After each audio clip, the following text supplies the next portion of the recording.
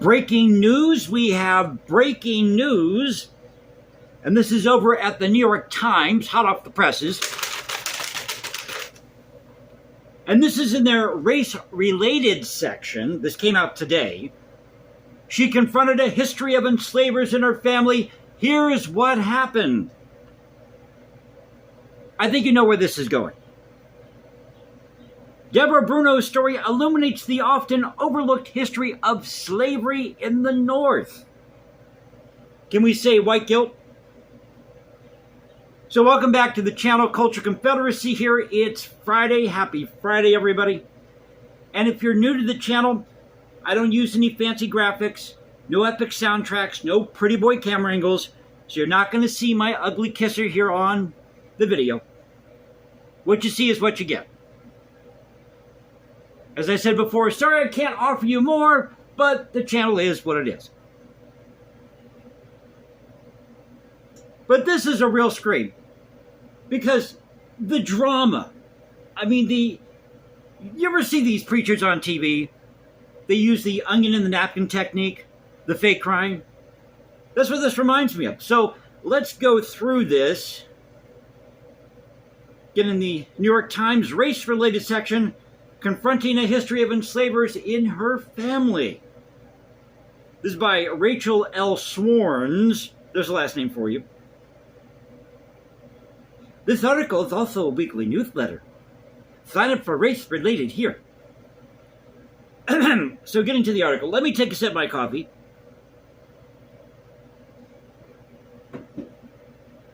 Deborah Bruno used to love sharing stories about her family's deep roots in upstate New York. She often talked about her Italian ancestors who migrated to the Hudson Valley around the early 1900s and her Dutch forebears who established homesteads near Albany as far back as the 1650s. Now let's back this up for a moment. So she's of Italian and Dutch origin.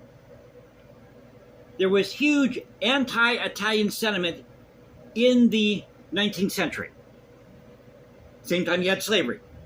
Same time you had Reconstruction. And pardon the background noise. Somebody's got the music going or what have you, so YouTube don't dock me for that. That isn't me. But we're doing this in real time. So it goes on to say, but a conversation with a friend who is a historian, so she's got a friend who's a historian, conveniently. She's got a friend who's a historian that left her shaken, raising unsettling questions about her lineage. Quote, if you have Dutch ancestors in the Hudson Valley, the friend told her, they were probably slave owners. Oh my God! This is the 1600s, the 1700s, the 1800s. Your family probably had slaves. Well, probably more times than not, they didn't own slaves. They probably leased out the services of a slave from somebody else because slaves were expensive. That's normally what you did back then. So unless you had money, you really couldn't afford a slave, you would hire out the services of the slave. Enslavers in New York, in her family, it felt like a splash of cold water on my face, she recalls. A writer who lives in Washington, D.C. So she's a writer. In the spring of 2018, she started digging, scrolling through archival records on Ancestry, a genealogical website, pardon me. So she goes on to Ancestry. Now, nothing against these, Ancestry sites, Ancestry.com, Lineage.com, whatever the name of the site is. How much do you have to pay to find that out? When you can just dig through your family history for free, talk to your relatives, maybe go to the library, research things that way. It's Friday. Haven't quite had my coffee yet. It took only a few weeks to find the will of Isaac Collier, a maternal ancestor. Quote, I give and bequeath to my son Joel one feather bed, Mr. Collier declared in 1796, and one Negro boy named Will. That's the actual language they use here. Quote, "It changed the way I saw my family," said Miss Bruno, who has spent the last 7 years digging deeper into her family's history and writing about it. And just now, she's so overcome with guilt, she's got to tell you about this in this New York Times article. And she wants to find out who were these people. And who, she wondered, were the descendants of the people they had enslaved. And perhaps those descendants, I don't know, if they had money or they obtained money somehow or property, maybe they owned slaves, because that's how the system worked back then. And maybe they also employed Chinese or Irish indentured servants. Funny how that's not mentioned in this article, but she's got so much white guilt that all she's focused on is the slavery in her family. Now, I understand this is centered around her experience, but her story illuminates the often overlooked history of slavery in the North, which has drawn growing attention from scholars and state and local officials in recent years. But is also the story of an unexpected friendship that developed after Miss Bruno met a descendant linked to one of the families her ancestors had enslaved. How convenient. Remember Church Lady from SNL? Oh, how convenient. Oh, no, let me get it right. How convenient. If you've never seen those skits with Church Lady, they're a real scrape. So she just happens to have a friendship with a descendant linked to one of the families her ancestors had enslaved. How did that happen? I mean, the chances of that are, generally speaking, very, very slim. But wait for it, folks, wait for it. Miss Bruno chronicled her journey in a book, A Hudson Valley Reckoning, Discovering the Forgotten History of Slaveholding in My Dutch-American Family. Of course, another one of these books with a long-ass title. And have you noticed that they're using that word reckoning lately a lot? The Nottoway Plantation burns down, it's a reckoning. This book here, in its title, it's got the word reckoning. America has to come to face with its past because it's a time for reckoning in America. Now, this book was published in October of last year. And since then, she has shared her family's story in dozens of talks in New York, New Jersey, and Washington, D.C., emphasizing the importance of understanding Northern slavery, even as the Trump administration directs American institutions. Whoa, wait a minute. So now we're bringing Trump into this. I thought this was about your family, your experience. But somehow Trump is involved here. Now, the other thing that's missing from this, have you noticed? They're kind of just giving you a casual observation. Oh, yeah, we had slavery in the North. It just came up in conversation. Decided to write a book about it. But no talk here about taking down, I don't know, the New York state flag because at one time they had slavery. Or the New Jersey state flag or anything representing New York. Photos of the Empire State Building. Because hasn't that been the argument about the South? Now, I have to say this again because people watch a channel and they think that somehow I'm a Confederate sympathizer. No, I'm not a Confederate sympathizer. I just believe in looking at things from the perspective of what they were, when they happened. Not putting bias in it. Yes, I grew up in the South, but I have enough common sense to look at things and say, okay, this is why this happened. This is why that happened. We have to look at things through the lens of the times in which people were living. I mean, you really didn't go to work 9 to 5 back in those days. And I'd like to add here, as you know, we do these in one take, mistakes and all. These videos here.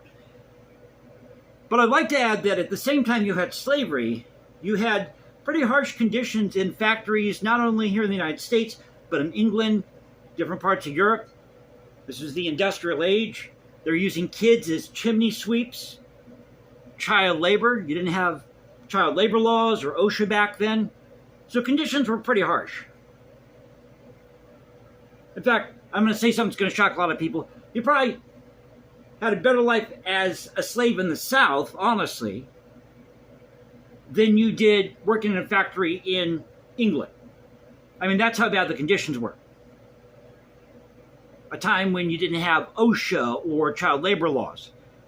And these kids were working like 12, 14 hours a day. So, I'm not downplaying slavery here, but when you look at things in the context of when they happened, they were pretty similar.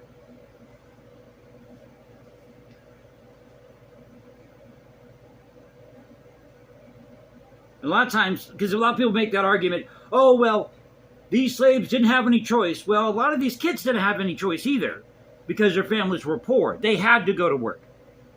It wasn't a choice. They had to work. So,